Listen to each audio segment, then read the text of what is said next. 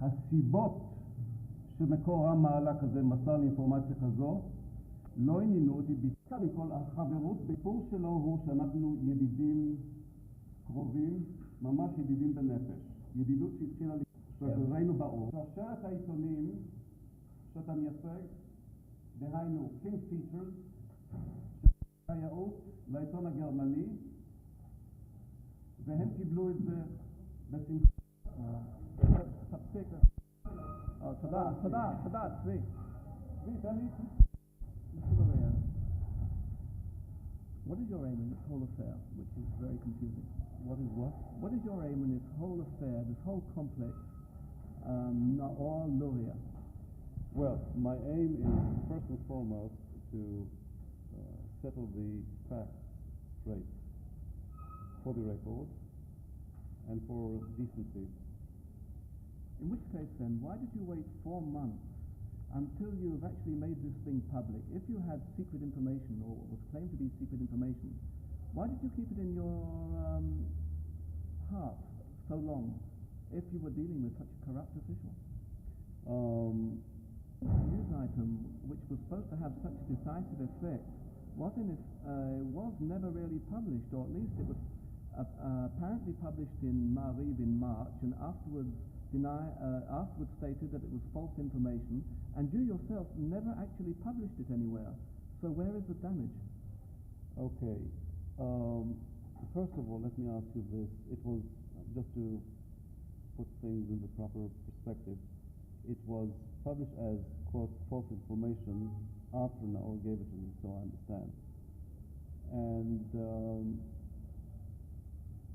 I did not publish it because, as a professional journalist, I tried to find a verification for the whole thing through the offices of Helmut Schmidt, and since I was stonewalled by Helmut Schmidt's office, I simply had... Now, that explains why for 4 months I did not make any move, because from my point of view, he was leaking information, he was a source, and it was my duty to defend my sources.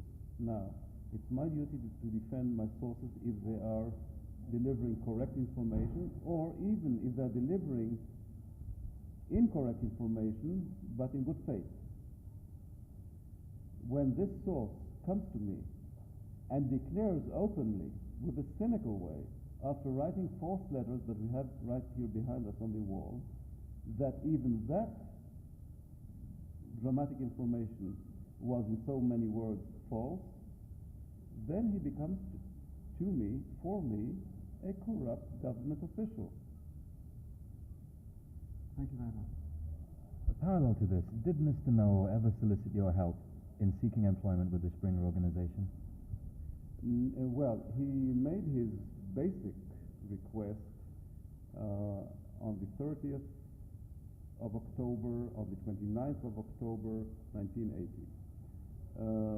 After that, we had several talks.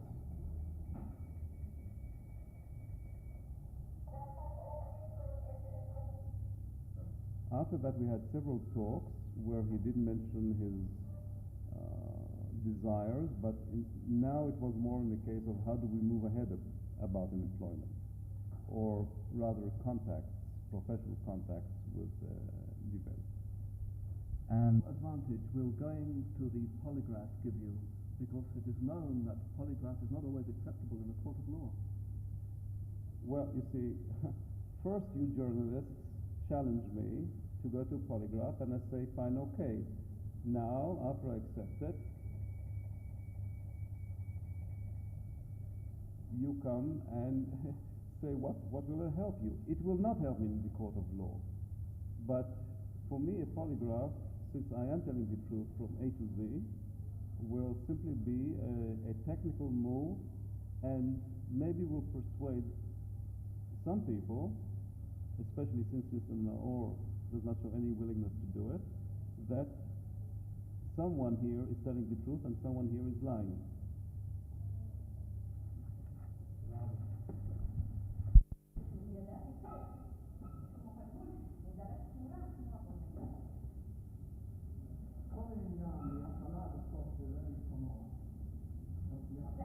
And as Mr. Naor claimed last week, did you at any time in his office, in the Prime Minister's building, ever threaten to accuse him of selling state secrets?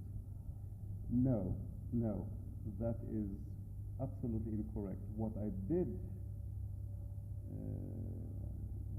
tell him, and it was very open, once he told me, once he declared that the situation is such that the information he gave me was a joke, etc., then I decided that this is the thing that I have to report, and to report it to the Prime Minister.